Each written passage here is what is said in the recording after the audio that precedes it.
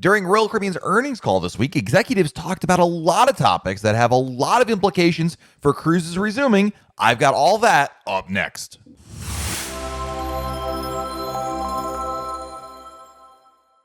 Hey everyone, it's Matt from RoyalCaribbeanBlog.com, and Royal Caribbean released its fourth quarter earnings this week, and that's not necessarily all that interesting, but during the earnings call themselves with Wall Street analysts, a lot of little tidbits came out in terms of vaccine rollout, booking trends, protocols, Cuba, remember that place, and a lot more. And these earnings calls are some of our best ways to get insight into what is happening in the world of cruising and Royal Caribbean. And while we're all just waiting with bated breath for really any significant news about cruises resuming, and there was a lot, and I wanted to talk all about the big news that came out of Royal Caribbean this week. I'm going to start with what I think is the most important tidbit to come out of the earnings call, which is that Royal Caribbean is expecting technical instructions from the CDC, quote, any day. Now, cruise lines like Royal Caribbean could finally get that critical information they need in order to finally get test sailings going very soon. Now, during the call, Royal Caribbean International President and CEO Michael Bailey gave an update on where things stand with the CDC, and he said, quote, we're literally expecting technical specifications any day soon, end quote. Now, this was in reference to being the fact that Royal Caribbean is in regular communication with the CDC and expects to get those technical instructions very soon. Now, why are technical instructions important? Well, when the CDC lifted the no-sail order back in October of 2020, it replaced it with the framework for conditional sail order, which is an outline of steps that cruise lines need to take in order to be able to restart operations. Well, in order to get started really down that road, they need some technical instructions from the CDC on what they need to do,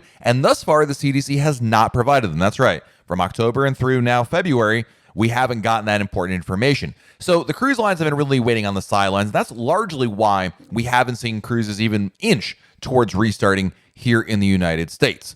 Mr. Bailey added that, quote, it's an intergovernmental process between several agencies within the government that are reviewing the technical specifications, but they've assured us as soon as all these things come together, they want us to get back into operations, so we're just literally waiting. We're waiting, and hopefully we'll get them soon, and we can get a start on trial sailings, end quote. That's a really big deal. Test sailings are what needs to happen in order to satisfy the CDC that the protocols and new rules that cruise lines like Royal Caribbean are adding are going to keep crew members and guests safe on board. This is what we've been waiting for, and hopefully when they get those instructions soon, we'll finally be able to see some progress being made in test sailings resuming.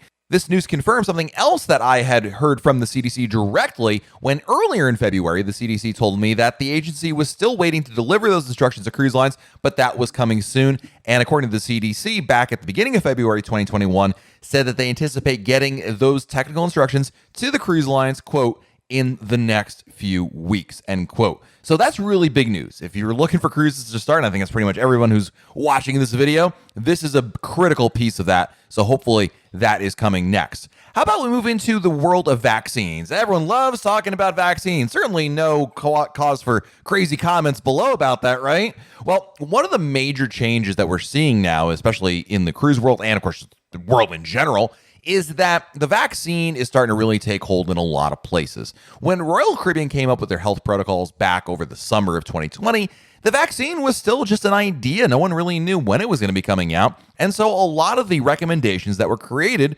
by Royal Caribbean's Healthy Sail panel were based in a world in which the vaccine didn't exist. Well, fast forward to today, now we see not only the vaccine being a reality, but also starting to have a very small effect in its just a couple of weeks of being really distributed to the public. And obviously a lot of that is moving forward. And Royal Caribbean Group and Chairman and CEO Richard Fain sees that the vaccines are going to have a more fundamental and profound effect going forward. Quote, they're coming out amazingly quickly, but it's still going to take us months to get the numbers of people that we need vaccinated. We think that the vaccine is, of course, the ultimate weapon, and the fact that it is coming out and beginning to come out so quickly and that the pace of that is growing will be the basis for a new set of approaches, end quote. Now, Royal Caribbean did not confirm whether or not the vaccine will be required by passengers on board their ship. They already have said that crew members will be required to take it, but nothing more beyond that. However, it is interesting to note that the role of the vaccine is starting to be a little more pronounced, and the effect it's having on the world is actually making it easier for cruise lines to get restarted. And that's brought a lot of optimism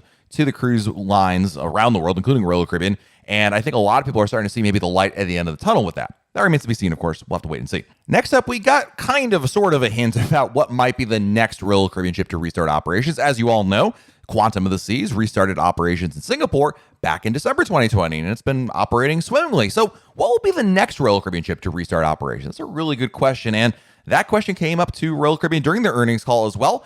And Royal Caribbean Group Chief Financial Officer Jason Liberty said the company could add a second ship outside of the United States. Quote, "We're already operating Quantum of the Seas in Singapore, and our second ship in the water could also be outside of the U.S., end quote. What does that mean? Oh, wait, I have no idea. But the good news is they are looking in that direction of another ship sailing. And if you were trying to figure out where that ship might be, well, the obvious choice would probably be Spectrum of the Seas. Spectrum of the Seas, which is supposed to be sailing out of China, hasn't had her sailings canceled to the same rate that around the world is. In fact, she could potentially restart in China in April 2021. That being said, Royal Caribbean played this game with Spectrum of the Seas all throughout 2020, in which Spectrum's cancellations always lagged behind the rest of the world, but that never came to fruition. So call me snake bitten, but I'm not sure that's necessarily indicative of anything. Australia's pretty much off the table because, kind of like Canada, they basically banned all cruise ship travel in their end of the world. And so with the U.S. on the sidelines, that leaves Europe as the most likely scenario if you don't think Spectrum would be the second ship. Because after all, Europe is not adhering to U.S. protocols, right? The conditional sail order that I talked about just earlier, that's a U.S. policy that applies to cruises out of the U.S. Cruises out of Europe are a totally different ballgame. And on top of that, other cruise lines have been able to restart operations in Europe, including a subsidiary cruise line, TUI Cruises, which Royal Caribbean owns a share of. They were able to restart cruises in Germany over 2020 as well. So there appears to be, if you were to ask me, the best chance perhaps either China or Europe, but you know what? You never know with predicting any of these things. We'll have to wait and see what happens with that.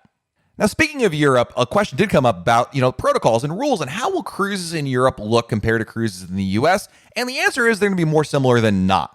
Royal Caribbean International President and CEO Michael Bailey confirmed that while their sailings in Europe are not subject to the CDC, obviously, he does believe nonetheless they're still going to be guided by the same protocols, either from the Healthy Sail Panel, European Union, or the UK. Quote, "We know that the operations in some of the European countries, particularly Germany, Italy, have been ongoing for the past couple of months, and those protocols have government operations have basically been based on the Healthy Sail Panel or the CLIA member policies, and then overlaid with specific instructions by the National Health Authority," end quote. So really what Mr. Bailey is saying is, it doesn't matter if the CDC is not there. The same rules are going to apply anyway. It's not like everyone's reinventing the wheel in these other countries. So it's going to end up looking very similar more than not in terms of the policies of a cruise in Europe versus the United States. Now, if you're wondering, no, Royal Caribbean has not announced its health policies for cruises out of the U.S. or Europe yet. We only have the health policies for cruises on Quantum of the Seas out of Singapore, which are probably going to look very similar, although there are some Singapore-specific rules in there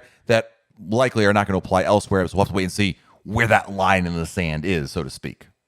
Another interesting anecdote that came out of the call was that people are booking cruises based a lot on the distribution of the vaccine back at home. And perhaps nothing has been more beneficial to Royal Caribbean's bottom line, or overall morale for that matter, than the rollout of COVID vaccines.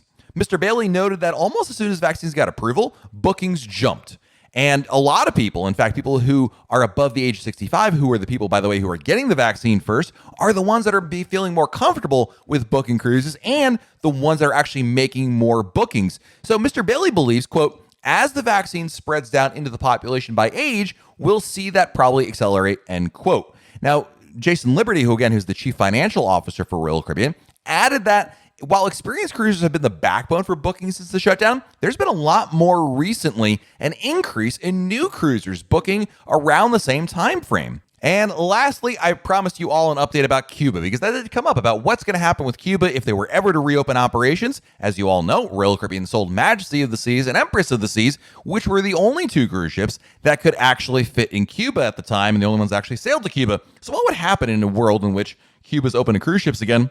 Would Royal Caribbean be able to operate there? And once again, Mr. Bailey was also concerned about that kind of news and said, quote, "We do have a ships that will fit into Cuba if that should come back," end quote. He didn't specify which vessel that was. I'd love to know in the comments, where do you guys think? Which ship do you think would be able to fit there?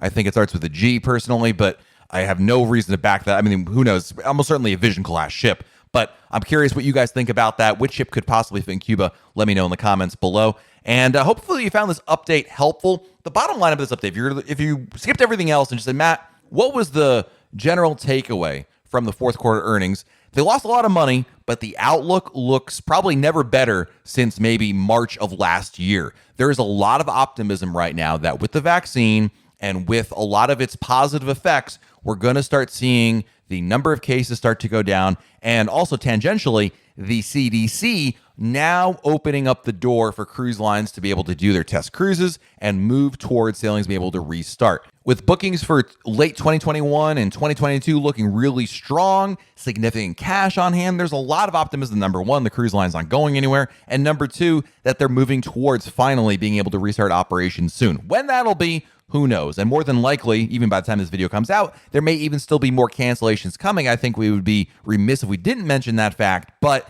things are at least moving in the right direction. We're not out of the forest yet, but I think the worst of it truly is behind us. I'd love to hear in the comments what your takeaways were of the earnings call, some of this news that came out there. Let me know below while you're below this video. Make sure you like this video. It really does help our algorithm out with YouTube and all that. Subscribe to our channel. Why wouldn't you subscribe? It's free. You get notified when there's a brand new video to share. And while you're down there, hit that bell icon. That turns on your notifications. So that way YouTube lets you know when I do have a brand new video or even a live video to share with all of you guys. This has been Matt from RoyalCaribbeanBlog.com, and we'll talk again real soon.